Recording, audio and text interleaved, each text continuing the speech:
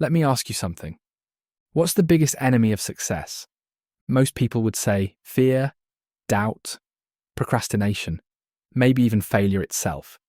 But according to Napoleon Hill, author of Think and Grow Rich, there's a seventh evil far more dangerous than all six basic fears combined. He called it the devil's workshop. It's not a place, it's not a thing, it's a state of mind. Hill named it susceptibility to negative influences. It's invisible, it's subtle, it hides behind everyday conversations, casual opinions, and even your own thoughts. And yet, it's responsible for more ruined dreams, more crushed ambition, and more empty lives than poverty, criticism, or failure ever could be. The seventh evil. Why it's so dangerous. So what makes this seventh evil so powerful? Because it works quietly.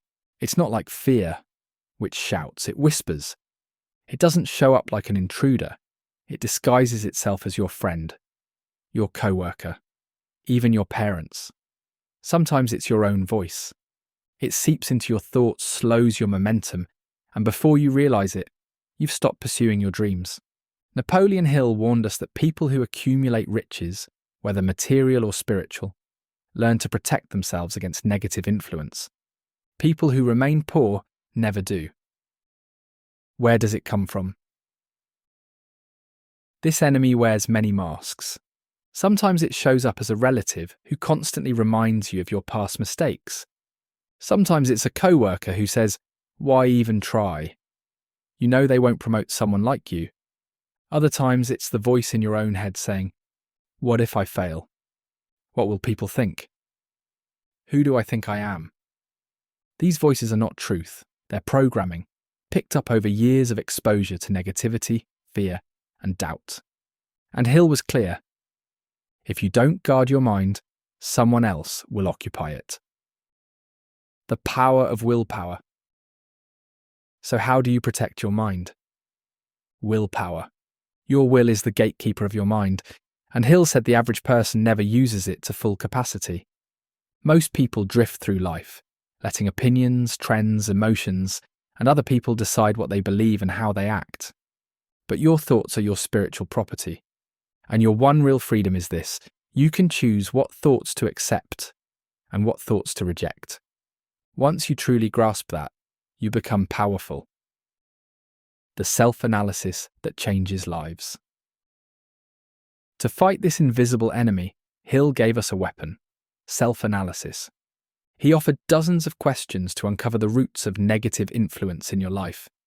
Let me give you a few right now, and I want you to answer honestly. Do you complain often of feeling bad? If so, what's really behind it? Do you tolerate negative people who drain your energy? Are you easily influenced by what others say, especially when it contradicts your own instincts? Do you blame others for your setbacks? Do you surround yourself with people who inspire you or discourage you? Do you believe that success is for other people but not for you? And this one, do you have a definite purpose and a plan to achieve it?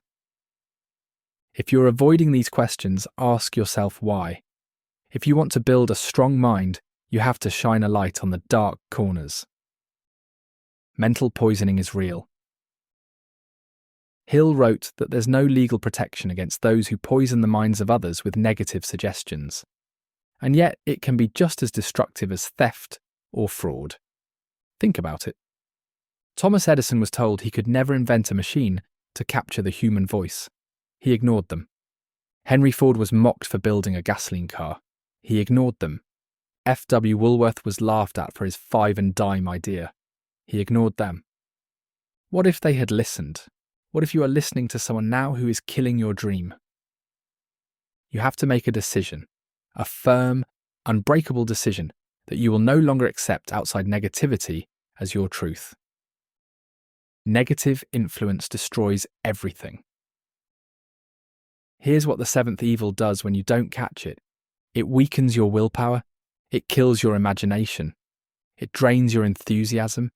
It makes you tolerate mediocrity. It makes you betray your own dreams. This is why Napoleon Hill said it's worse than fear, because it doesn't just hold you back, it convinces you to stay back forever.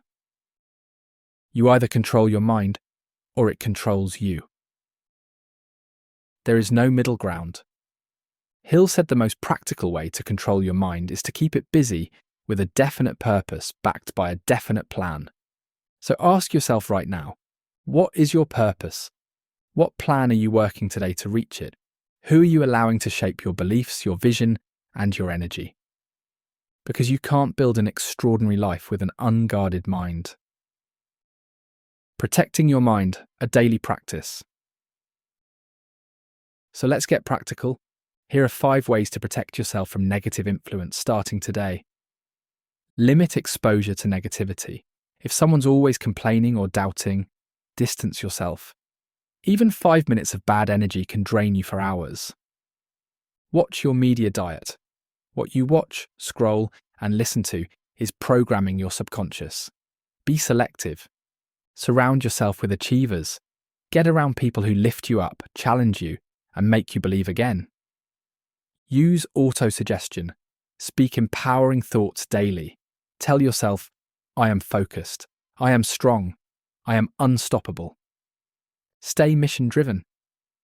Every day remind yourself of your major purpose and what you're building. That fire will burn away the fog of doubt. Final words. The choice is yours. Let's be real. If you don't control your mind, something else will. And if you don't take back control of your thinking, your dreams will belong to the opinions of others. You are born with the ability to choose your thoughts. That is your divine inheritance. That is your power. Use it. Make a decision today to cleanse your mind of negativity, protect it like treasure, and fill it with only the thoughts that serve you. Because once you do that, nothing can stop you.